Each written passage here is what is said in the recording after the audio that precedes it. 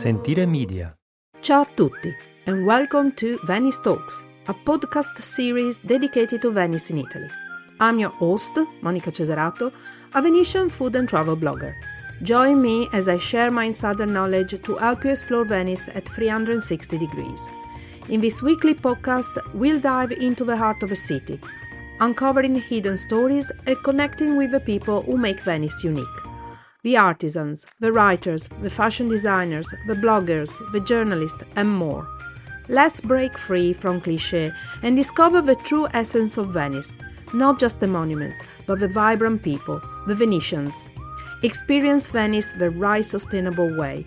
You can find me on my blog at www.monicacesarato.com and across all social media platforms. Enjoy the episode and let's journey through Venice together. Venice is more than what you see. It is what you carry with you. For Venice Talks, I want to hear from you.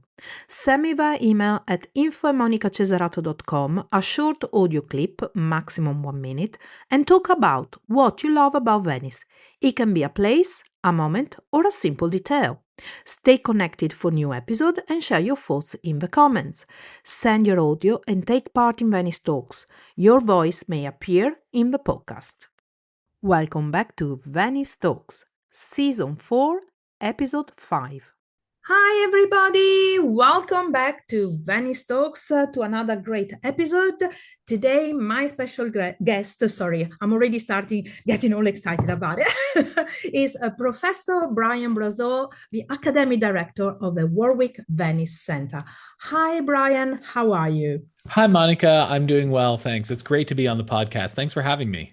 Thanks you for accepting, because I've actually been wanting to ask you for a while, and then things escaped me. I got overtaken by other things, and then the other day I was reading, I thought, oh my God, I've never asked him to be on the show. I need to do straight away. So let's explain first of all to everybody, what is the Warwick Venice Centre? That's a great question. So Warwick is the only British university to have a site in Venice. We've been teaching in Venice since 1967, so celebrating 60 years of teaching in Italy since 1967 in 2027.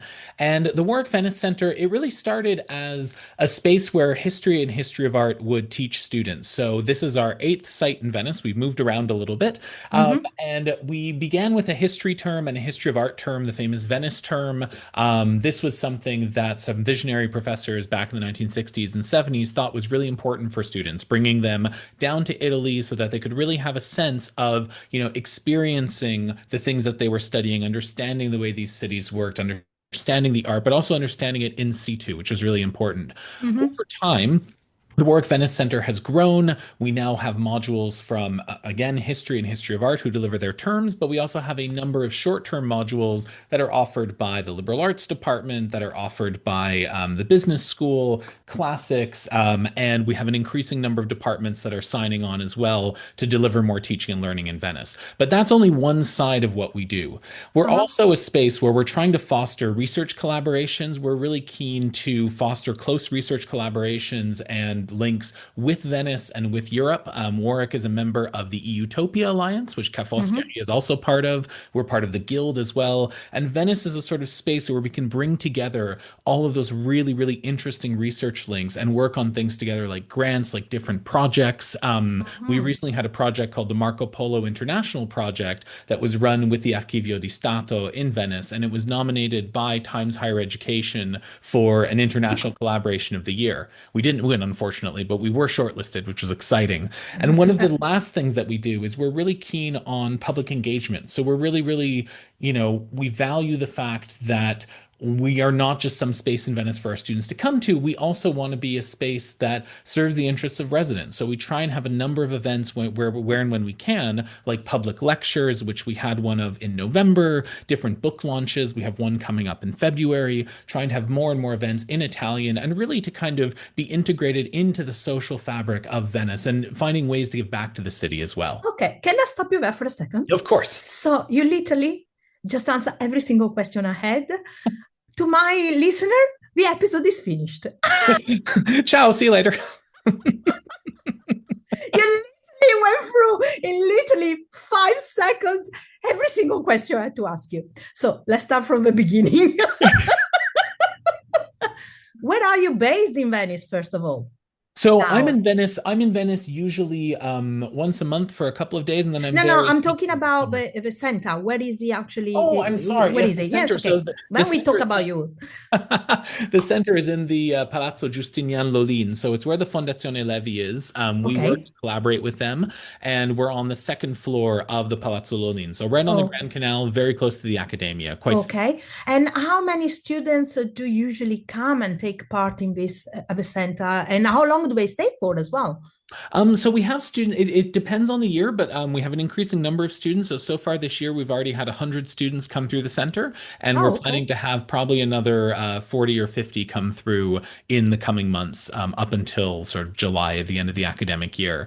Some Mm, students will stay for about 3 months, the term, so okay. usually September to December, and then we have other students who come for 2 weeks, sort of intensive classes that we do. Okay. And you just told me you're part of Utopia, right? So does this mean you got close collaboration with Ca' Foscari? Because I know things are very hard right now because of Brexit, and that didn't make it easy for universities. I know that. So how did you manage to maintain this connection with Venetian University then?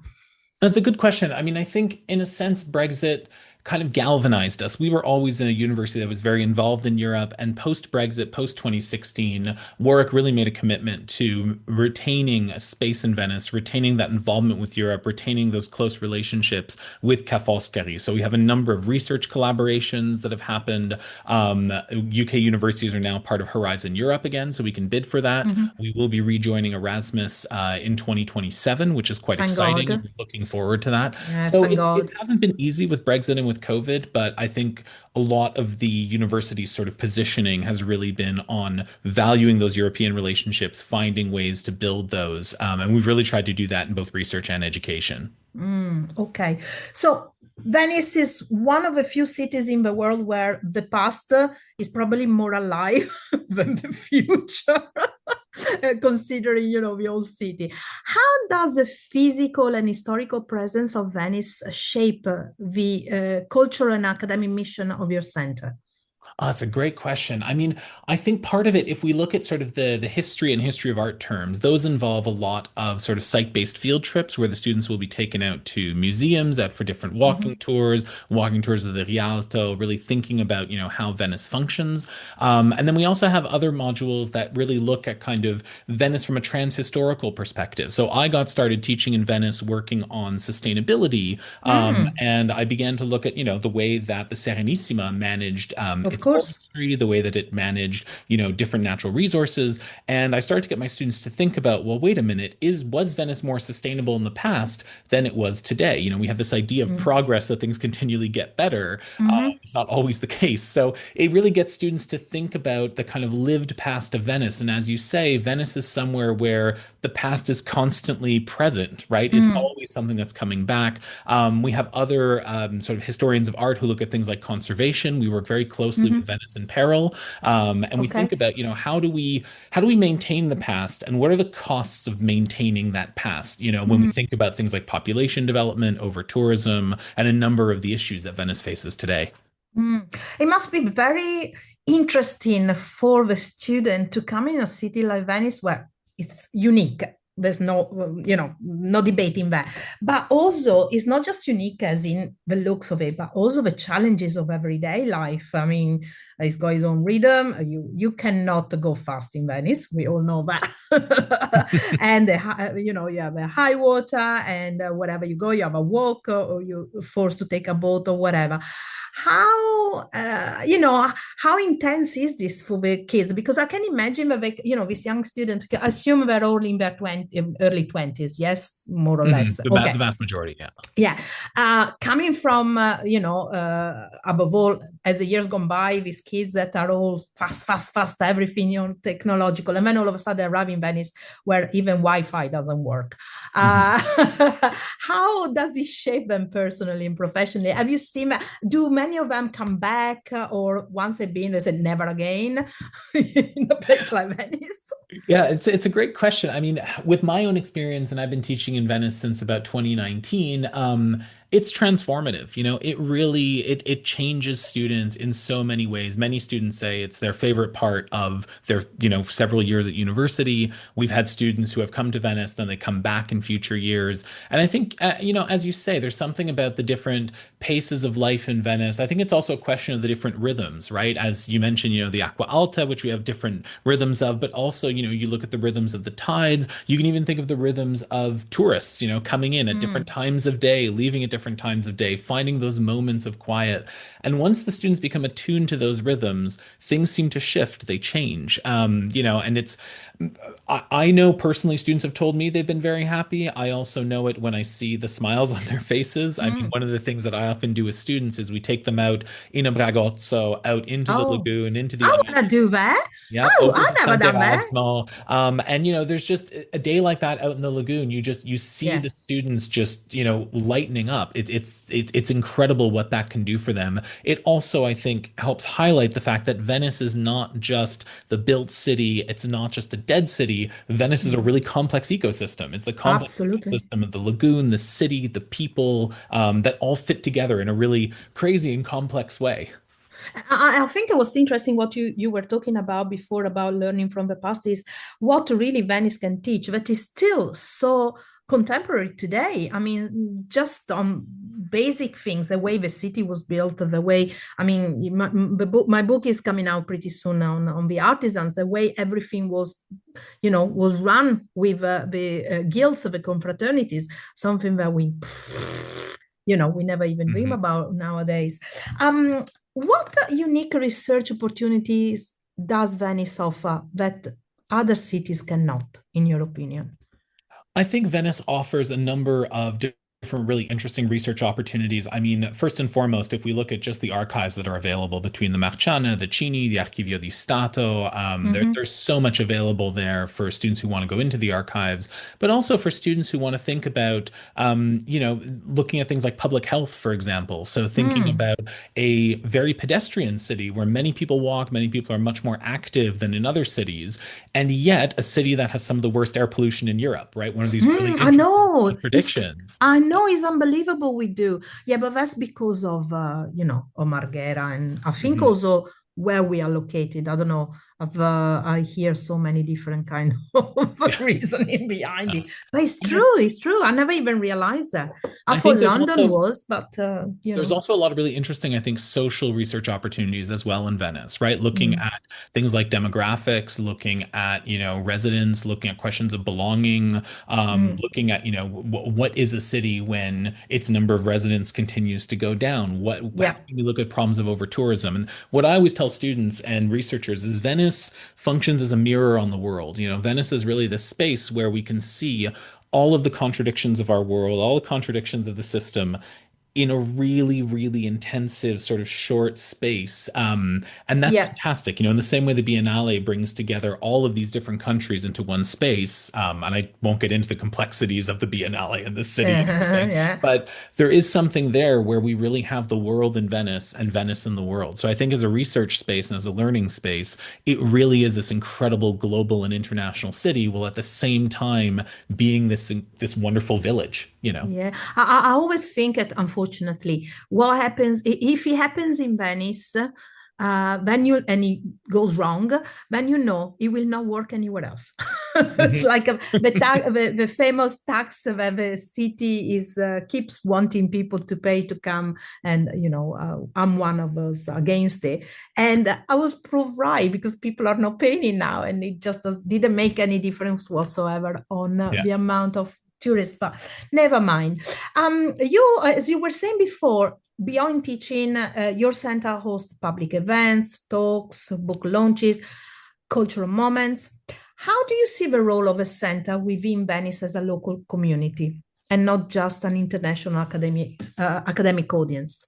I think that's a good question. My vision for the center, and I think the one that really the university values is one that links together teaching, research, and public engagement, right? Not one that sees these things as separate, not just Mm, seeing it as a space where we bring students out, the students study, but they don't integrate into the community.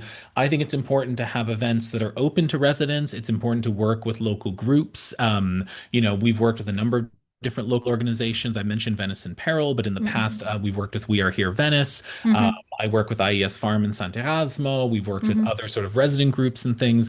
And I really see it as a space where conversations can happen, where people can mhm, come together, and where we want to open our doors to kind of bring together the research we're doing at the university, to bring together the educational opportunities with something that benefits residents in Venice, with something that benefits people in the city, and really integrating ourselves as much as possible into the cultural scene of Venice. mm. Which is not easy to do with a local community because I know Venetians can be, they can be hard sometimes Yeah. to, I mean, once you go on their good side, you're okay, but you need to go on their good side first. So I know it's not easy to collaborate. I mean, because we don't collaborate with each other. That's why I know we probably like with foreign people, which is funny considering we are a place that was born out of exchange of ideas, people, language, goods. This is what Venice has always been.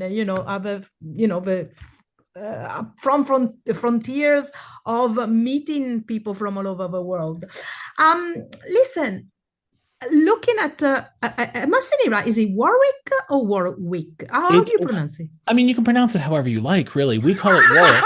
No, Okay, I say this okay, because we call it Warwick in the UK. The it's W is Warwick. Okay. silent, but I'm also from Montreal originally, and in Quebec, we have a town called Warwick named after Warwick here, and the French Canadians pronounce it Warwick. So, But see, it's see. however you want Okay, to pronounce it. Our okay. doors are open. Okay, so your city and Venice, they seem worlds apart because British University, ancient city, and so on. But what do they have something in common? Do you think? They do actually, because the University of Warwick, although we're based in Coventry, both Coventry and Warwick, and I would say Kenilworth, really have a strong kind of medieval heritage as well. So Mm-hmm, Warwick itself has this castle that dates back for 1,000 years. Coventry was once this beautiful medieval city that mm-hmm. got, reduced to rubble after World War II. And they're spaces where the past comes back in unexpected ways. They're places that navigate their relationship with the past in different ways. Coventry is a space that really was where the watchmaking industry was in the UK for a while. We have, very important watchmakers Oh, here, okay. which makes Mm-hmm. me think of, the artisans in Venice and Of those lives course. as well. So I think there are links there. I mean, granted, we're not cities on the water. Some people say Birmingham has more canals than Venice, but I would Mm-hmm. argue that Venice's canals are much prettier. Mm-hmm. Well, But Amsterdam's got more than Venice, but yeah. hey, uh, is Venice is Venice. Okay, I Yeah. agree with you.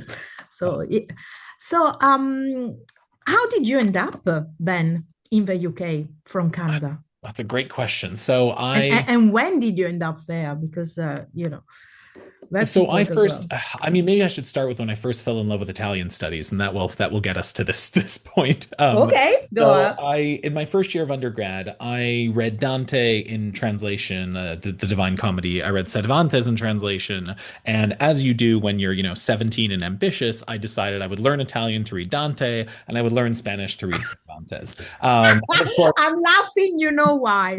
Because at school we are forced to read Dante.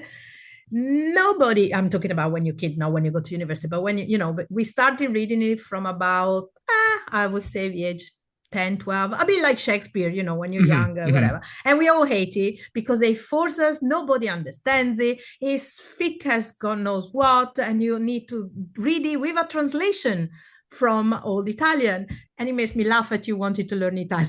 Yeah, so not only did I want to learn Italian, I was the very annoying student in class when it was like, dove l'aeroporto? And I was like, scusa, ma quando facciamo il congiuntivo imperfetto? Brian, be quiet. And so along the way, I fell in love with Italian literature. Even worse than Dante, I fell in love with Torquato Tasso and the Oh, Gerusalemme wow. Camerata. Okay. So Okay. I then applied to grad school. I applied to do a PhD in Italian literature and was accepted. Okay. Went to New York University, was there for a number of years. And when I was there, I did a summer school in Warwick in 2012. Really liked it. Fantastic space for Renaissance studies. And when I Mhm. finished my PhD, I came to Warwick for a research contract on an ERC funded project that was done with Warwick and Ca' Foscari. So that's when I really started to have an introduction to Ca' Foscari and to Venice. Continued to maintain those relationships. I ended up getting a job in our liberal arts department, which I do have to say is ranked number one in the country, which I'm very proud of. Oh, wow. Okay. And slowly yet surely, I kept doing things that were interdisciplinary, that linked to Italy, that linked to Venice, began teaching intensively in Venice in 2019, short intensive courses on sustainability with students. And slowly yet surely, that began to grow. I started teaching a second course in Venice that looks at Venice as a history and tradition of resistance. It's called Uh-huh. Resistance and Representation. We start with early modern feminism and come all the way up to present day. Cool. And You're probably the only person here that looks at that side because Italians don't usually touch, don't want to talk about the role of women in Venice, which was quite big, it's no? incredibly important. Yeah, I know. absolutely. And Absolutely. apart from Alberto Tosofei, which, I always beg him to come on an episode and talk about this, this part. Very few people talk about the role of women, which was very forward considering the times. Yeah, and not only women socially, but also if you look at, the history of early modern feminism, we know that there were lots of women in the 16th century, particularly in and around Venice, who were reading, who were writing. The Yeah. Accademia degli Infiammati in Padova was producing translations of scientific texts into Italian and dedicating them to women because there was the thought that women should have access to science. Yeah, and they had Um, this little, what do you call it, salottini, where they used to mhm, gather all the biggest minds of the times. I know, and of course. very little is talked about him. And it's a bit Yeah. considering that I always consider Venice as a woman Mhm. and not as a man. Me personally, maybe I'm wrong, but maybe because in Italian it's Venezia, but for me, the city is a woman. But That's right. I mean, I think for me, I'd be remiss if I didn't mention sort of my favorite Venetian woman, who is Lucrezia Marinella, Mhm. who is just absolutely fascinating. And sadly, there's no plaque to her. We know that she got married in San Pantalone. We know that she's buried there. There's no plaque to her. There's nothing that commemorates her life. Listen, how Uh, long did it take to just get a recognition and plaque for Lucrezia Piscopia? Come on. very true. Very Come true. on. Very true. It's probably going to take another 20 years. Hey, you should do a petition or something, Very you true. know. Slowly yet Uh, surely, we'll get there. We'll uh. get there. No, it's interesting that it takes a foreign person to actually bring to light such an important thing in our history. Is really funny. I really love it. So, what other subject do you do the center teaches here in Venice then? So, in terms of what the center teaches, I mean, basically, we're a space where Warwick academics can come out and teach either for a full term, as history and history of art do, or sort of shorter courses. We have a course that will probably be coming up next year on Shakespeare in Venice, which is very Oh, exciting. nice, beautiful. I'll be out there in March teaching our master's students. There's a course that I have on environmental humanities and material cultures in the Renaissance, where we look at Venice as sort of hub about thinking around the environment and materials in the early modern period.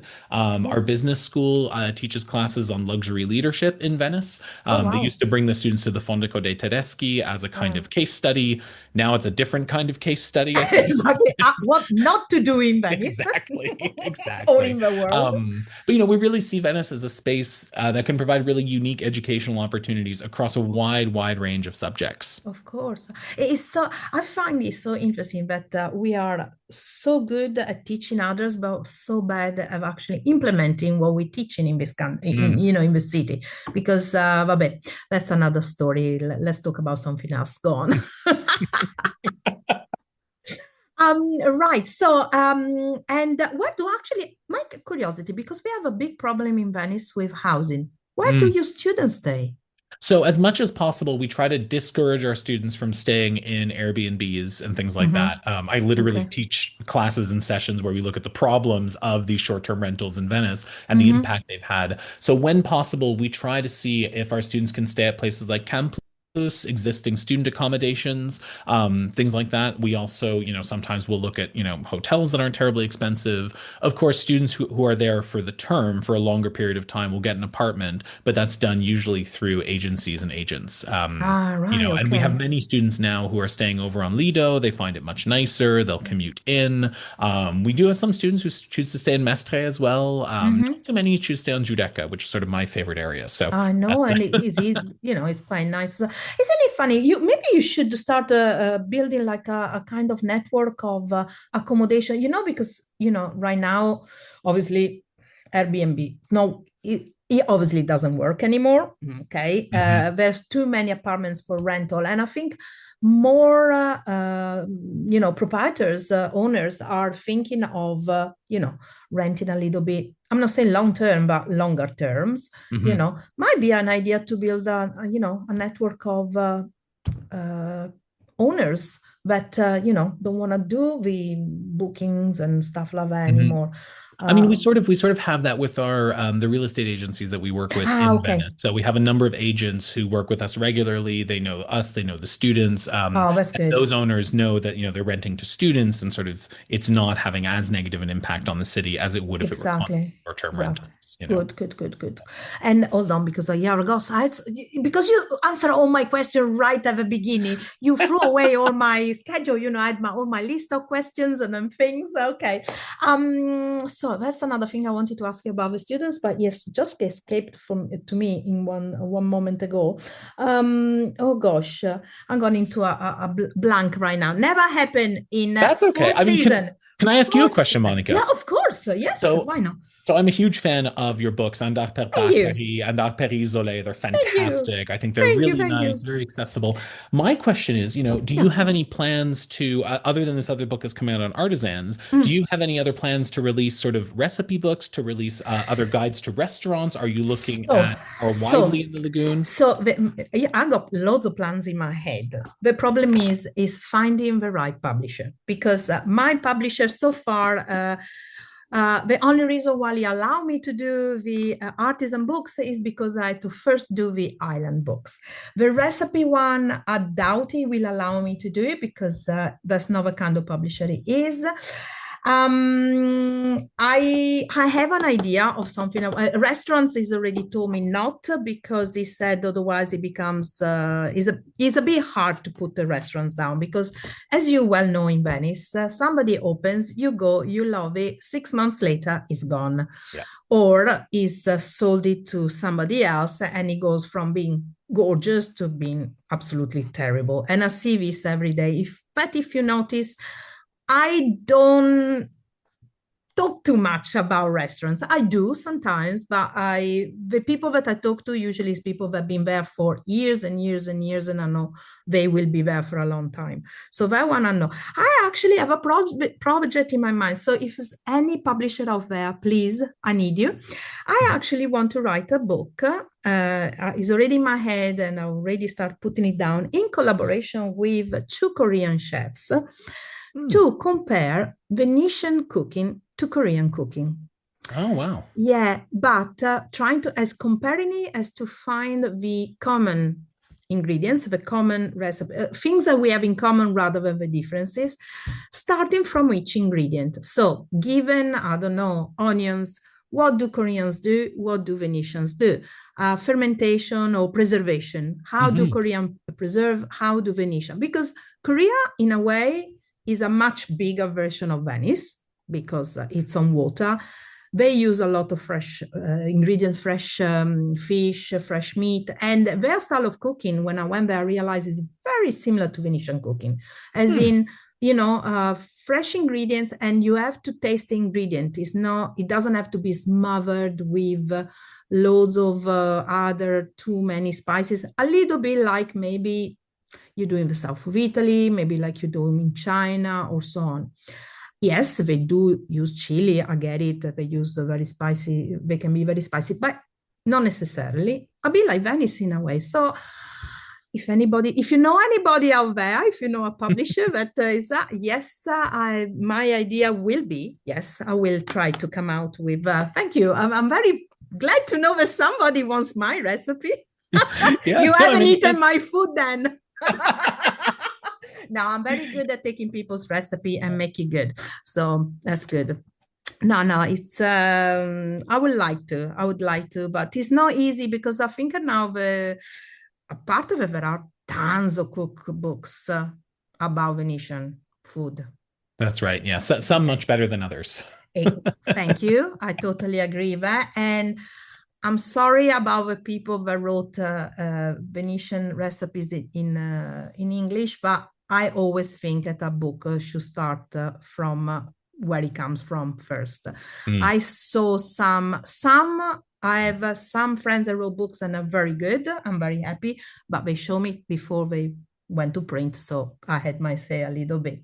I saw some books out there that are written and they are totally. When we open it with Venetian friends, we go like, "Have you ever eaten that?" And we go, "No." Okay, good to know. Yes, I think the problem with Venice is like it's a bit like other countries, other Italian cooking in general. It can be very stereotyped. Hmm. Okay, and there is a big difference as well between the recipes from the city of Venice and the recipes from as you go over the bridge. Oh, Because absolutely. my Yeah. God, I got books that are Venetian recipes, and then I got the books that are Veneto recipes. And sometimes, and I grew up in the countryside, so I can really see the difference the way I tend to eat rather than a Venetian tend to eat. But Hmm. it's what I always find interested is how two things. One, how much the food has changed in the last 100 years from what the Venetian used to eat. And obviously, you study, you see that. And also how much people take for granted and assume that what the Venetians eaten in the last 100 years is tradition. Mm. The Venetians themselves. And then when you go and find the book from 2, 3, 4, 500 years ago, you realize that the cooking was totally different. Yeah. Yeah, So absolutely. I found that fascinating from the point of view. I mean, I love history anyway, but that for me is incredible, and that's why I find when I went to Korea, I found so many similarities rather than differences. Hmm. Okay, so That's really interesting. I think, one of the things I find interesting as well with my students, I get them to think about, what is Venetian identity? What makes up mm, Venetian identity? We take the students to the ghetto and we see how important the Jewish community was in Venice. yeah, And you look at Venetian food and you see so many traces of different cultures. Sarde and sour is a great example of yeah, that, right? Where you have this really interesting pickling method, different spices, so it's a food that is changing, that sort of cosmopolitan's international. And I mean, I wonder if I can ask you another question. Is that okay? we turn it around and you Wonderful. asking questions. Well, it's fine I by mean, me. well, while we're on the topic of food, one of the things I find really interesting is the sort of the way that Italian food and Italian food culture becomes commodified, becomes marketed. It's just been Mm, granted UNESCO status. I mean, I mhm. wonder what your thoughts are on, do you know Alberto Gandi's book, Denominazione di origine inventata? No, but Oh, it's I just fascinating. from the word I can imagine what he's It talking it about. starts basically it started this whole discussion. People were Yeah, not terribly happy with this 2017, 2018. And basically he looks at how a lot of the sort of traditional Italian recipes and what we call, yeah, DOC, DOCG, etc., are actually sort of marketing speak to try to commodify aspects of Italian cooking, and how if you want, the absolutely. best Parmigiano in the world, he says, doesn't actually come from Italy, but comes from this small place in Wisconsin that makes it more traditionally than in Italy.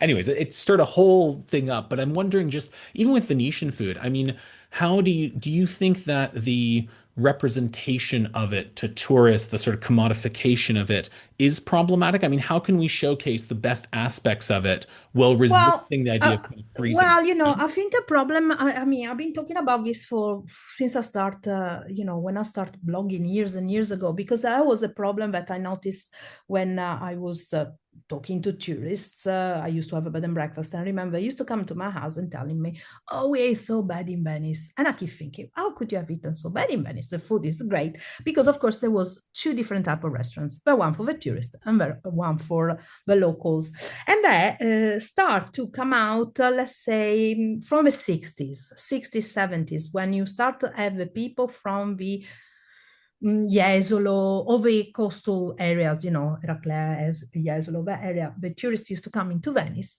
and they start asking for certain recipes. Okay.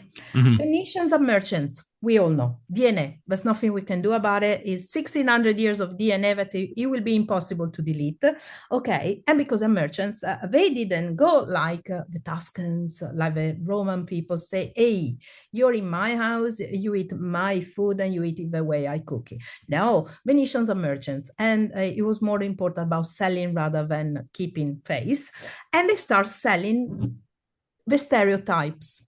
Okay, Mm. so they didn't. Venetians used to eat fish, but not so much. Okay, it's in the 60s that you start having this huge amount of, all sorts of different kind of fish. I mean, they ate fish, but it was more like just sardine, anchovies, and little things. Pasta, yeah, it was, but not as big as we have in now. It would have been more about the rice and the polenta. But Hmm. because people came, and you have German people, and then you have the Americans say, oh, I want a spaghetti, spaghetti, spaghetti. Venetians start doing that. And let's not talking about the arrival of pizza, because let's not forget pizza arrived in Venice in the 60s. Hmm. Okay, so Hmm. it's not like we've been doing it. And so because of that, for many, many, many years, I think until about when I started, more or less 15 years ago, 20 years ago, something like that, you had, Venetian food wasn't really interesting. The Venetian food I'm talking about that was given to the tourist, okay? We're not talking about what people ate at home, because that was always good. I think that thankfully things are changing thanks to the internet. Venice is probably the only city compared to the rest of Italy where the food has gone better rather than go worse Hmm.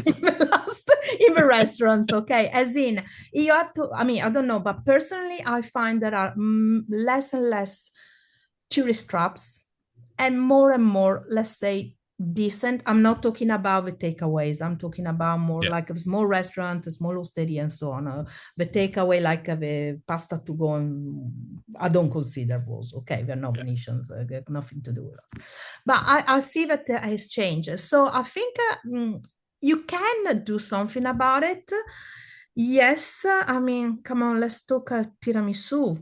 You know, Hmm. poor tiramisu, which is so hard to eat a real tiramisu nowadays because nobody remembers how it's done anymore. Yeah. Yeah. So many versions. I just think that Venetians could do something about Venetian food in a better way, and it's not just about the sardines, sour, and the bacala. We should really. I would love to see more restaurants. There is only one restaurant in Venice, and which is, I'm very glad to talk about it because I spoke about them with them on one of the episodes, and it's Bistro de Venise. It's only restaurant Mm. in Venice that does historic cooking. And by Mm. historic, I'm talking about he has recipes from the 1300s, 1400s. I would like to see more restaurants to do that because actually the food was good. Hmm. The recipe from Libro di Anonimo, I can't remember now what it calls, Libro dell'Anonimo Veneziano, was amazing. I mean, there are recipes that you can still do nowadays, and it was written 1,000 years ago, That's So fantastic. I know it's, Yeah. yeah, I think I understand what you're saying, but I saw the Venice could prove that it can be done the other way around Yeah. if people listen. That's the Yeah. problem. They don't listen. You Well, know? it's also about I think connecting people with different Venetian traditions than just the fish, than just the, what people have in their tourist imaginary. Yeah. Another restaurant, I mean, you mentioned one, so I'll mention one. Another restaurant that I think is really great is La Vita near Campo San Barnaba, and the fact that they Mhm. often cook, Venetian food, Venetian recipes, but that aren't fish based, that are more meat based, that Yes, come from the lagoon, from living so close to, ducks and all of these other things. I think because there's people something, forget that the Venetians used to eat a lot of meat. of course. Not the poor people because they ate fish, but the rich people they even had the gout because they ate too much meat in the old days. Listen, how do you student finding with food when I don't? Let's not talk about spritz. I don't want to know about that because I'm pretty sure there are plenty of that. But how do they cope with the food? Um, in general, I mean, our students are often looking to save money, so they will go Mm. out to restaurants here and there when they can. There's a couple of favorites that aren't too expensive. Yeah, The well, food's okay. fine. But So your quite often, students are my clients because obviously they got my book. yes, So of course. I mean, they will go out definitely for chiquetti and things like yeah. that, but quite often, and I encourage the students to do this too. The students will just eat at home. They'll go to the grocery stores, they'll buy the really fresh ingredients, Ah, they'll make okay. things themselves. And I mean, I hate to say it, but the quality of tomatoes in the UK is not great. This is Let's not go oftentimes their there. first time in Italy, and they go to a grocery store and they see a tomato that's red that smells like a tomato. It sounds silly, Yeah. but it really I does remember the change the way first they eat. time I had a tomato when I came, I lived in UK 12 years. And I Mm. remember when I first came back, my next door neighbor, because I lived in the countryside, came and knocked on my door and says, do you want some of my tomatoes? And I said, oh, okay, thank you so much. And I put in my mouth, it was like sunshine, Mhm. sunshine in the mouth. And I thought, Yep. oh my God, I forgot what tomatoes tasted like. Yeah. So no, with food, a lot of times our students will do exactly that. They'll, enjoy fresh ingredients. They'll try things they've never seen. I'm a huge fan of radicchio. Trying to find Mm, radicchio in the UK yeah, is almost impossible. yeah, yeah. But and that's quite nice. We'll often encourage them. We'll say, if you go to Rialto, don't just go to the fish market to have a look. Go and buy a piece of fish, take it home, cook it, try out different things and really try and engage with, and especially to support, local vendors, local sellers. And students Mm. will often find, they can cook themselves a piece of fish that's much less expensive than going to the restaurant. Do you have students that keep coming back as well? Not so much in the programs we have. We have had a couple of students who have done sort of one of the terms and a short course, etc. But Hmm. oftentimes I'm surprised because I'll talk to students who I taught in Venice several years ago, and they'll say, "Oh, I've already been back 3 times," Oh, wow. So they'll go back on their own just to show their Okay. friends, show their family, etc. It really stays with them. Really creates an impression on them. All right. Okay, last question. Does the Warwick Venice Centre feel more like a Warwick outpost in Venice or a Venetian institution with a Warwick soul? I think I think we'd like it to be moving towards the second one. I mean, for me, I think it feels like a Venetian institution with a Warwick soul, but I think I want to try to make that more evident to people. I think it'd be nice if we could show that a little bit more. What we don't want to be is just sort of an outpost of Warwick in Venice that doesn't engage, right? We really Mm, want to be exactly as you say, this idea of a Venetian center with a Warwick soul, but that really creates bridges, that creates links, that can be this hub and this space for connection, for innovation, for new ideas, and not only connection between researchers and students and teachers, but also with connections between residents, between different groups in Venice, between different challenges that Venice faces. We want to be mhm, able to host conversations around that. We can't say mhm. that we're going to be able to bring in researchers and find the solution or anything like that. No, no, of But we'd course. really like to be, sort of in that space where we can hold those conversations, where we can welcome people and where people feel welcome, where people Mhm, can say, oh, Warwick Venice Centre is doing this. We'd love to come. And we have events that are coming up in Italian as well, which is quite interesting. We have a book launch on February 18th, mhm, which is a critical edition of a work by Francesco Pasinetti, very famous Venetian director. mhm, That's Alberto Zambenedetti from Toronto who's presenting, and Carlo Montanaro from the Archivio Carlo Montanaro will also be there. mhm, So we're trying to kind of open up this space where we can really respond to concerns. And I would encourage any listener of this podcast, if you're mhm. interested, if you want to get involved, if you want to have a conversation, please feel free to look us up. You're welcome to reach out to me and email me directly. Really, really happy to talk. Mhm. You got a website or are you just on Facebook with Oh, the no, we have a center? website. We have a Okay. website. If you look up Warwick Venice Center, we have a website that explains our history in Venice, etc. And right at the top of it, you'll see a button that says "Contact Us." Hmm. You can click on that. If you click on People, you'll find me, Brian. There's a button that says "Contact the Director." You can email me directly. And we really would love to hear from everyone listening to this podcast about anything they'd be interested in, any ways they'd like to connect with the center, and really to open up those spaces for conversations. Yeah, I think you are embodying the soul of what Venice used to be and needs to be again, and which is a cosmopolitan city that takes ideas and everything from everybody and mixes it all together and then gives it out again for the greater good. Yeah. Because, that's what Venice was all about. It was about exchanging ideas and, talking to each other, communicating rather than what I feel the city has been doing for the last 50 years, maybe closing, being a little on a set of islands, closing themselves, making walls with the water, which is not what Venice was never. It was never about that. Yeah. Well, Brian, it was so nice speaking to you. I'm so happy you interviewed me this time. Well, thanks so much for having me on the podcast. It's been really great to chat with you, and really hope that we can collaborate in the future. Oh my God, I love to. I really, really. I mean, I got in my as we were thinking, I have thousands of ideas going in my head. So, we could do this, we could do that. Oh, I can get him to speak to this person or this person.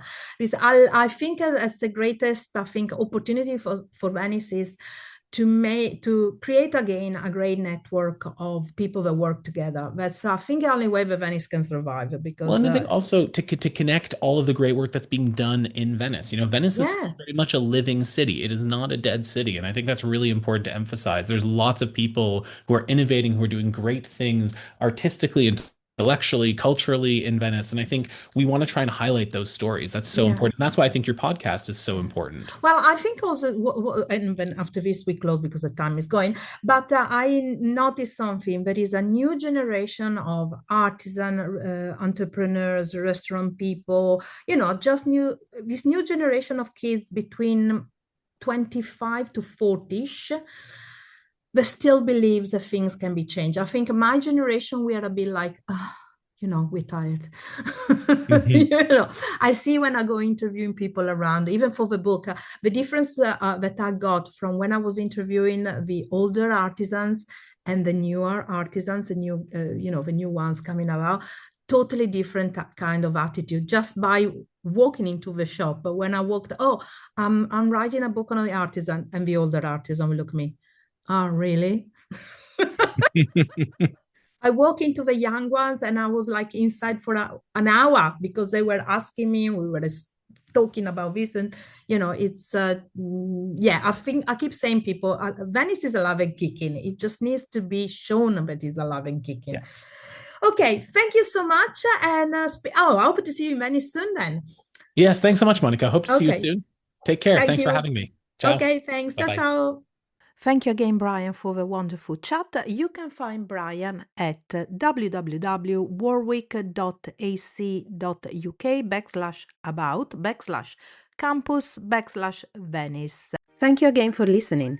Venice Talks podcast is a production of Sentire Media, created, produced and hosted by me, Monica Cesarato.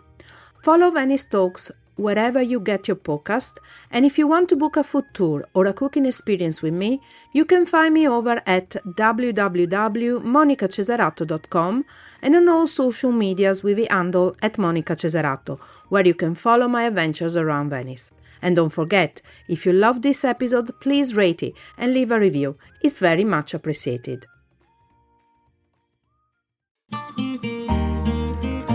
Sentire Media. Hey, podcast producers and show hosts.